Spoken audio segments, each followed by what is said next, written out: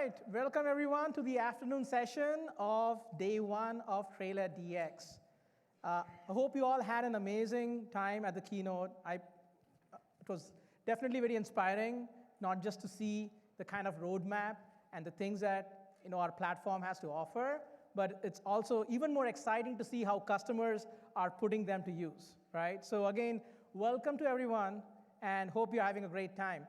All right, my name is Sachin Rangan. I'm a senior director within Salesforce. I've been with the company for now 11 years. Currently, I'm working with some of our large customers, helping them understand the value of the platform and trying to take them from where they are to where they want to be. And in that process, trying to build certain innovation and transformation programs that is better suited to their needs and how it helps enable their success journey. So again, it's an exciting time, and what I've seen, especially with regards to the modern architecture, is how it has really helped open doors for many of our customers and in their journey to be successful. So that's what I'm here to share with you all. So again, let's have this great interactive session. I'll have 3 topics to present. Okay, one second. All right, there you go. Things that have to happen with technology, right? All right, so the 3 specific topics I want to present. First, it's about the trends that we are seeing around us, specifically with regards to the 4th industrial revolution, as well as digital transformation, right? Then I want to take that into perspective of where modern architecture is really going to help and how it has helped me in my journey and my customers. And then we can see some things in action, like how modern architectures have helped certain customers solve their needs around sales, service, marketing, and things of that nature. All right? So after the topics, we have a microphone over here, so anyone who would like to ask questions, I will table all the questions till the end so that I can cover my content. And once we are done, there is a microphone over here, so if you have any questions, please come over, please line up, and then I'll more than happy to entertain all the questions. All right, nothing starts without the forward-looking statement. I'm sure by this time you guys have memorized it, but I won't be talking a lot about features or capabilities of the platform, but in case I do, please make your buying decision based on what's currently available today. All right, so we are seeing an exciting and amazing 4th industrial revolution. And why is that? We're seeing things are connected around us, right? We're seeing right from our shoes. You saw that with Asus. And there are machines that are connected. There are televisions that are connected. Everything around us is connected, right? And what this has done is really put us in a digital age where we want to know them better. We want to take those devices and products, things that are connected, back to where our customer is and figure out how that influences what we are delivering as products to how the growth and things from loyalty and service standpoint happens with our customer. So that's where this 4th industrial revolution becomes very, very exciting. It gives companies massive opportunities to see where they can capitalize, where they can position themselves to compete better in the marketplace. And in terms of what's driving this for companies itself is digital transformation, right? Just with a show of hands here, how many of you are involved in customers or working at a customer or your employer who are actually part of digital transformation? There you go.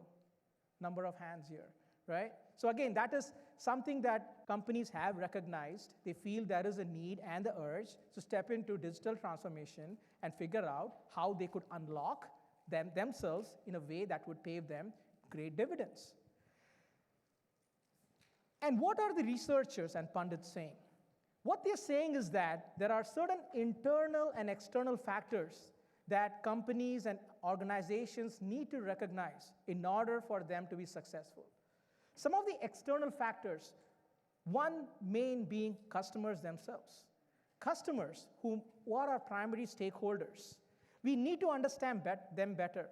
They expect, in fact, that we have understood what their needs are and figuring out interactions and channels that is better suited to their needs, right? So that's one of the primary things. In fact, 76% of the customers do expect that we do know their needs, right? So it's just not that we have to ask them. They know they are saying like, you guys need to know. You guys need to figure out what is needed of us. The second thing is the digital ecosystem around us itself. As I mentioned, things around us is connected. And what this is doing is it's producing massive amounts of data. On a daily basis, we have 2.5 quintillion bytes of data being generated. I don't know what 2.5 quintillion bytes of data are, but it sounds significant. It sounds massive, right? So how do companies tap into that digital ecosystem to see what's meaningful to them and their business in order to be competitive and grow their business?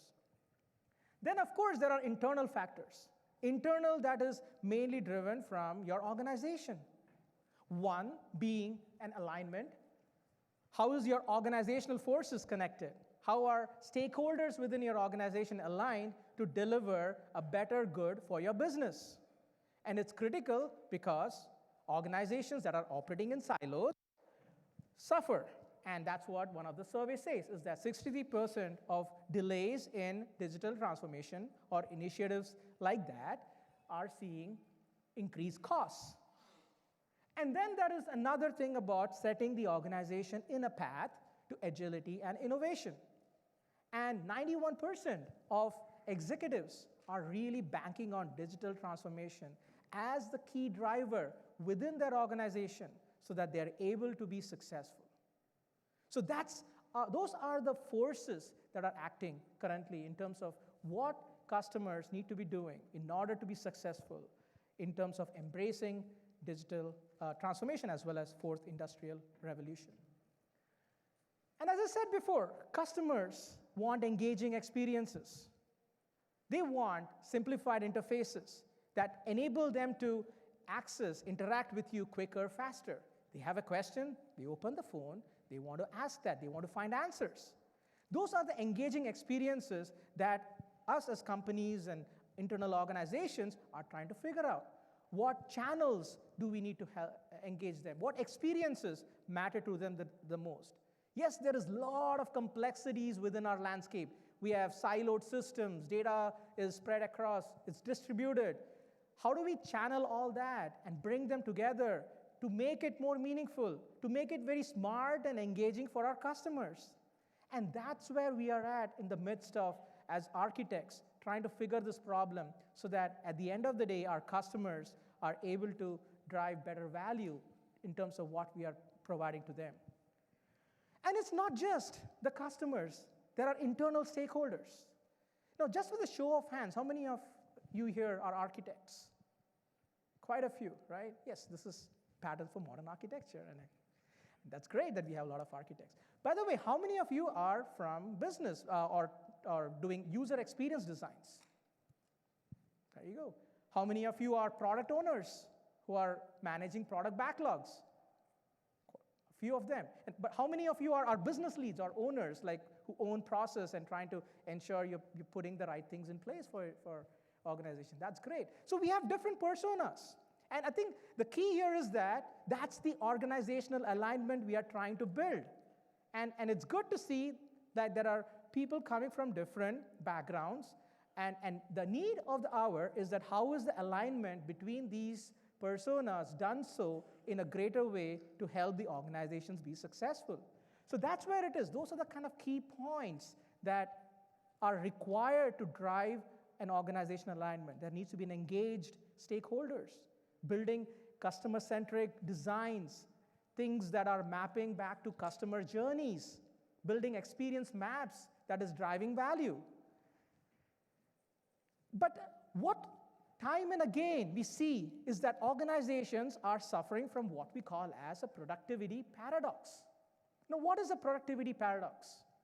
It's about investments that the business is trying to make, but getting very poor returns. How many of organizations are suffering from that? Like you feel like the business is putting all these investments, but they're not getting much from it. Quite a few. And I think that's true. That is true, because at this day and age, when business leads come and ask you, hey, I saw this app, how can we use it? It's really going to help our business. what happens? We see the complexity in our landscape. Oh gosh, we have all these different systems. We need security, we need trust, we need to build all the integrations. And the complexity is what drives things in our mind to say like, oh, you know what, maybe we can only accomplish so much. And by the way, it's going to cost you an arm and a leg to deliver it, right? This is time and again, it repeats itself, where business is seeing the technologies, evolution, capabilities being out there, and still struggling to figure out how do I embrace it? How do I get this in a way that is going to help me be successful? And those are the forces that is really challenging us day in and day out, is like, how do we abstract the complexities in our organization to build experiences that are smart and engaging for our customers, to be delivered to them on channels that is on their terms, meeting their needs. And that is where modern architecture steps in. It's a tool that I have been able to successfully use in many of our customers, in not just looking at the complexities, but really trying to simplify those complexities. It's about building those complexities in a way that is better understood by your organization, and also engaging with your stakeholders. And not just trying to abstract the complexities and building something that your stakeholders can interact with, but it's also setting the pace in the organization to be successful in digital transformation. And what does that mean? It means, how do I set the pace to drive better innovation? Creating ideas, taking that ideation process, and building a backlog, and then having it realized in my capabilities and being delivered to my customers. That innovation, that constant source of innovation, sets the pace for an organization to be better positioned to be successful in the fourth industrial revolution. So that's what we're going to talk about. It's about engaging the stakeholders, abstracting the complexities within my organization, as well as putting our organization in a pace, in a journey to be successful, to drive innovation and transformation.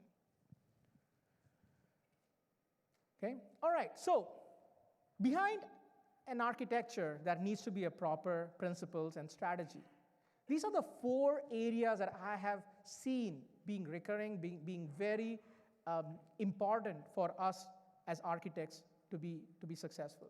So the first one is that, as I said, how do you connect your data sources back to experiences, right? It's not about, I have this SAP system, Adobe, ERP, and all these systems. It's about the data sources. It's about how do I tap into my entities that really make up data that is going to be delivered as experiences, right?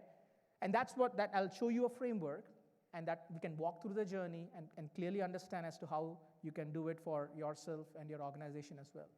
The second thing is creating a dual speed architecture.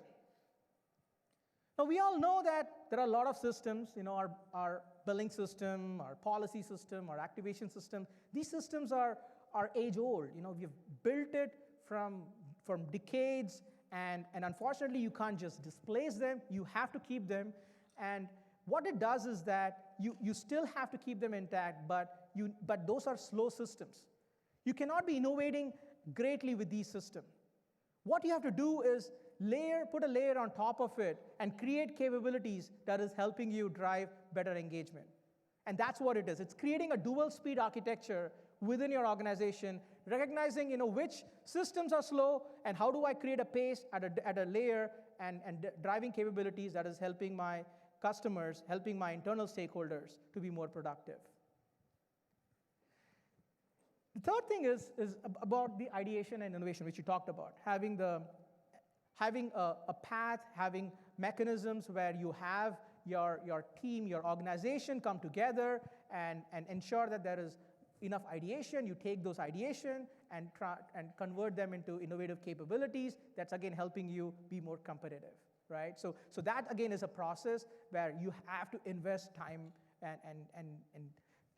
and also like more community-based things that your company is more accommodative. The fourth thing is, of course, balancing stakeholders. As we said, there are a number of personas that are involved in making this successful, right? And how do we balance these stakeholders in a way that we are able to have a proper channel, proper ways to communicate understanding the needs of each other, and playing that role of teamwork in order to drive greater success. So here is the glimpse of the modern architecture. Now, yes, it is an eye chart, but if you think through it carefully, if you look at it, it's really based on a layered, pace-layered architecture. Right? It's got different layers, right? Starting with your data layer, it's systems of record, where your billing data, your policy data, your customer data, all of that live, right? And then there is systems of aggregation. Now, why do we need a systems of aggregation? Just by having transactional records is not sufficient. You need to relate these records in a way that they are more meaningful. And that's where the systems of record comes into play. You're able to aggregate this data and create insights and deliver better, productive things to your end stakeholders. If you go on a layer up, that's the integration layer. Gosh, integration. Everybody takes a breath, deep breath. Why? Because that's what is complex. Imagine when you go to a discussion, architecture discussion, and tell me, if you have not excluded integration as a major chunk of the time that you spend during your meetings. It's a reality. You have different systems, and the complexity of any project significantly increases because of integration. And most of the architects spend the time on integration. We'll talk about certain things in terms of how you can simplify your integration. There are things that we have done. We have developed integration patterns and solutions catalog that you're able to understand your end systems and come up with right integration patterns. Most of the architects spend time on integration and data layer, right? But now is the time when you should level the conversation up into the intelligence, engagement, and experience. And that's where we are trying to bring all the organizational forces together. Talking to your data scientists to figure out if this is the data, what we have, what could we do from a modeling, from ensuring that our stakeholders are getting better insights, things that are making them more productive, right? What are prescriptive, predictive, and descriptive analytics that we could use to better leverage the power of data that we have in our organization and drive productivity for our end stakeholders. Engagement layer. That's where you think of composability, that's where you think of capabilities. And this is where your product owners step in. Your product owners who are looking at capability in terms of what to deliver and how do I make things more valuable for my end customers. If you go to level up, experience. And this is where you're creating like all the channels of communication. This is where your experience design, experience architects, customer-centric designs and things that are being worked on comes into play. Is that how am I taking all of this capabilities and then converting them into right experiences that are more meaningful, smart, and engaging? And that's where, if you see, you create journeys, you create experience maps, and you're able to now think of how my experience is being composed of capabilities. And using the capabilities, can I create newer experiences as technology changes, as technology evolves? Within my capability set, what are the kind of things I could be doing to make my capability more modernized? Through smart interactions, through intelligence, through aggregated data, through like customer 360, profile views, things like that, right? And what underneath is my ecosystem, which is able to bind my different systems in a way that it's all coming together. Make sense? I think this, and I'll go through some of the examples, customer examples, when I did this with a few customers, where did I start and where it ended up? And it was definitely eye-opening when I just showed them a picture which was like boxes and arrows and data going from here, and then showing them this, where I could actually get the audience of CIOs and business leads coming to the discussion and tell me more. How can we do this? How can you do that? And that essentially helped bridge organizational gaps. Okay? So again, it is a powerful tool, and it helps you connect your stakeholders, invest in capabilities, help you modernize and rationalize. You can see within the chart, like, is there a heat map to it? Sorry, there is, okay. I don't know. All right, I'm gonna walk slowly so that it doesn't disconnect again. So invest in capabilities, right? Look at, are there redundant capabilities in my organization? What needs to be modernized? What needs to be rationalized? And what needs to be optimized, right? I call this as an art, not an architecture, because it's an art, it's a skillful discussion that we need to have with our product owners, with our experience teams, and others. And what it does ultimately is that it creates a whole evolution of path where you see like a whole new experience in your organization. Teams are coming together. They are now engaging and talking to you. They're not looking at, hey, this is an architect's job of building boxes and arrows and connecting the sources, but it's about also the experienced team coming and talking about, okay, what kind of experience I could be building given the kind of things we have, right? All right, so just real quick, I just want to go through a quick set of all the layers here. Data layer, I think it's very well understood. You have the different systems of record. You aggregate data to make something meaningful. Data is the currency, so you cannot avoid this, right? You have to maintain it. So all the things around data governance, making sure your data is of utmost quality, and you have the referential integrity across your different sources, everything comes into play, right? But ultimately, it's a layer which is required where you need to now power your capabilities through this data layer, right? The next is the integration layer. And as I said, this is where we spend a lot of time. It's where the complexities are there, trying to connect the dots between different systems. One of the key things I would say here is that definitely as an architect, invest in design patterns.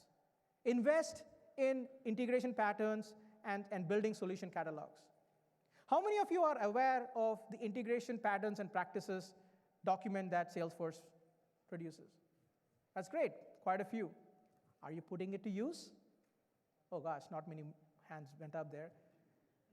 And it's critical, right? Because at the end of the day, when you are trying to solve the integration, you're just not wanting to build new solutions. Rather, you're trying to take what you already built as a pattern and apply it to other use cases. And what that does is it helps you, again, accelerate your way to deliver a bit more connected system. And I think for most, if you have to look at it, right, if you are able to solve this integration layer in a more effective way, everything else opens up. It really opens the door where now you're able to see better new capabilities at a faster pace being delivered to your organization. It opens the door in terms of understanding what capabilities can be stitched to what experiences and what value my customers are getting. You're now going down the path of connecting your products, your devices, what you get, to your customer who are actually using them. Make sense? All right, intelligence layer, right? We talked about analytics. We talked about how do you make data more smarter for your organization, give them more insights that they are able to make better decisions and drive productivity. And then, of course, the systems of engagement where product owners spend a lot of time creating backlogs, creating the capability portfolio, and trying to understand a release cadence in terms of when they want to deliver what, right? So all of that, if you think of it, is all coming together, right? It's about bridging the organization gap. It's about setting the pace that helps you be successful in the fourth industrial revolution. Now let's quickly take a look at some of the customer examples, right? So this is for an over-the-top media customer, and I'm not going to show you the slide that was a pre-state because it's got a lot of proprietary information.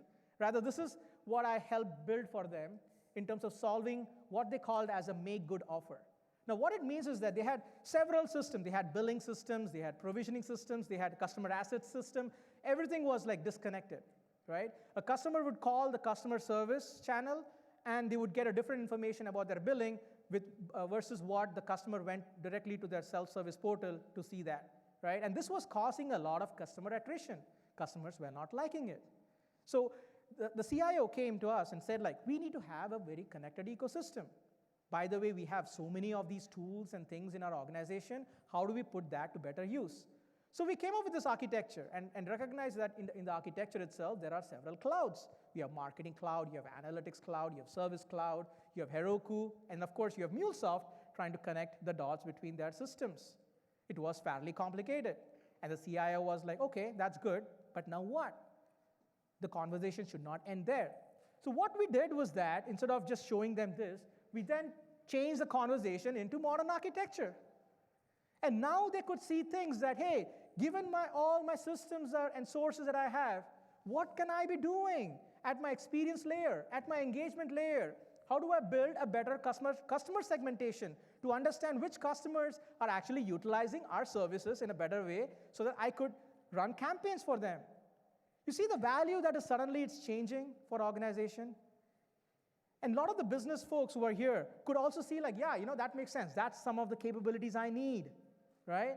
And architects can see like, hey, these are the systems that I have, right? Data scientists can see, oh, these are the kind of things that I could be doing to better enable prescriptive or descriptive analytics in my organization.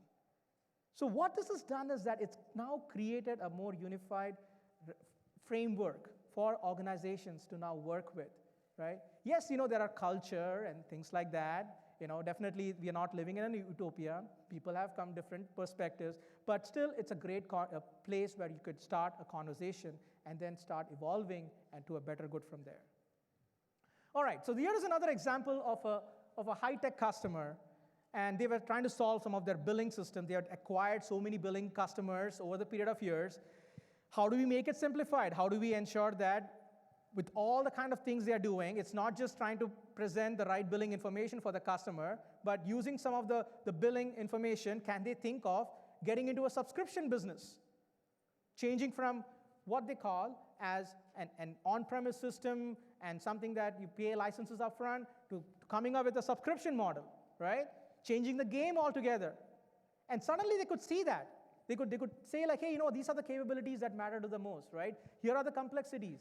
We need financial views, an aggregated view, where now our stakeholders are able to understand the financial net worth of spend between our different customers. Customer segmentation in terms of who is spending more, who is spending less, and which background profile things help us get better situated as we grow the business.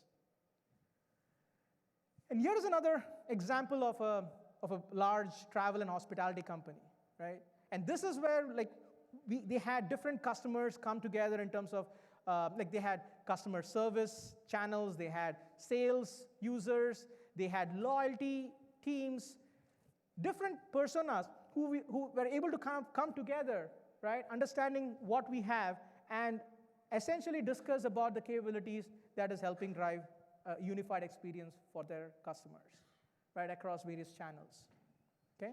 So again, there's a lot of power to this framework. It's just that how do we use it? Of course, there is different ways to use it.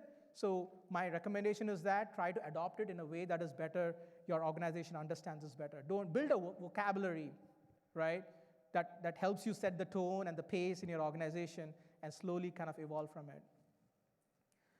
All right, so here is an example of how we connect our data sources back to experiences. Remember I said, it's about connecting the dots, right? So it's not just we are coming up with this framework, but we are able to now think in terms of experiences, and experiences that are built using the capabilities, and capabilities that are essentially tapping into the data within our organization.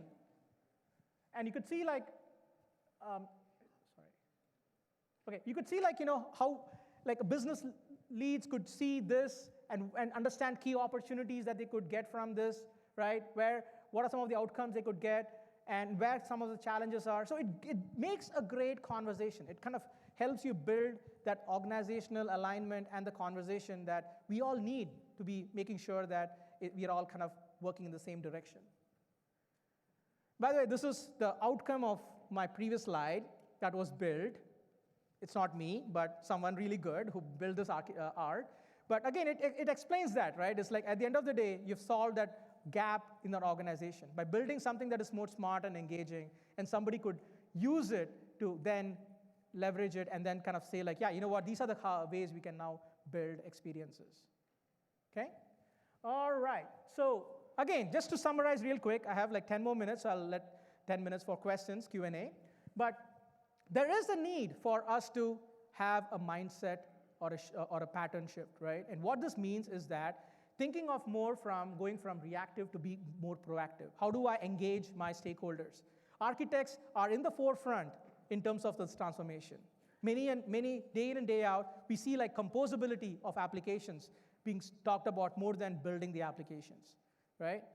Secondly, it's about trying to go from monolithic to becoming more headless. Capabilities are existing everywhere. How do I take that and create and compose and make my organization be more successful in that front, right? Think in terms of capabilities, not features, right? Think in terms of product. Everyone here, like we all work on projects, but then if you think of, if I have a mindset change to a product, there's a completely different conversation to be had, like having backlogs and trying to build innovation and all those kind of things. And of course, translating into experiences that matter the most to our customers, right? And having journeys that we understand the customer, not just thinking of life cycle states, they go from here to here. No, think in terms of journeys, that once I use a customer, if I have to take them to this stage, what kind of journey that really helps them, right? That again changes the conversation. Instead of build versus compose, that's always a discussion to be had, right? And finally, like think in terms of evolution. Don't just think in terms of like, you know what, I got here, my architecture is rock solid, right? But think in terms of an evolution path that you're setting yourself within your organization. All right, so that's it for my presentation here. I have my email over here and my Twitter handle. I'm sure like folks will have some questions. For those of you who have, can you please use the microphone over here?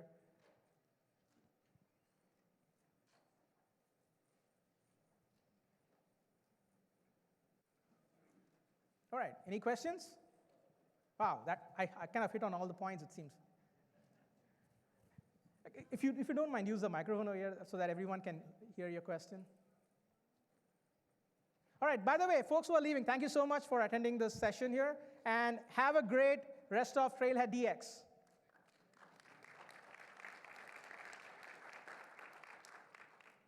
Hi, I was wondering, are you rolling out continuous integration architecture with your clients, and how have you gotten them to adopt it, or how has your internal team worked with their internal team in order to implement continuous integration for clients? Yeah, now that's a great question, right? So continuous integration, continuous evolution. So I talked about it a bit, right? So again, there are continuous integration frameworks that are being used. Yes, the need is like to have a constant mode of driving out new things, fixing our bugs, right? So you need to have a CI process. And yes, customers are absolutely recognize that there is a need, and there are frameworks out there. And in fact, like a few of our sponsors are the owners of that. So absolutely, I would say CI becomes one of the key essential capabilities that you need to look into as part of building out and ensuring you're having a better, more connected ecosystem. All right, any more questions? Yeah, I do have one. Please. So our situation is like we have kind of close to 1 billion records, and that's out of Salesforce, but when we want to build this instant platform to make predictions, we have restrictions on how much of data that we can bring out of our internal systems into a cloud platform. Do you have any suggestions or workarounds or practices that we could use to still, satisfy the security people and also utilize the instant platform? Yeah, absolutely. So as I said before, there is an integration patterns and catalog that talks about specifically data residency, right? So what you're talking about is security people not wanting to actually move data out of your existing premise or your boundaries. Yeah, you're constrained by that, right? So there are integration patterns that you could use. One primarily being we have data virtualization through OData and external objects. You could look into that. It's a transient state. It doesn't actually, you don't have it stored in Salesforce. Rather, it's primarily meant for view only. So you could do that. But again, the question is like you have billion records, right? And you need to make sure it's more optimized on that front in terms of how the backend queries work. So you could have like certain views that actually produce better way for the external objects to work. And there are other patterns also, but I would definitely say look into our integration patterns document where you can find more approaches in terms of how do you solve your data residency. Okay, thank you. Sure. All right, thank you all. As I said, enjoy your Trailer DX.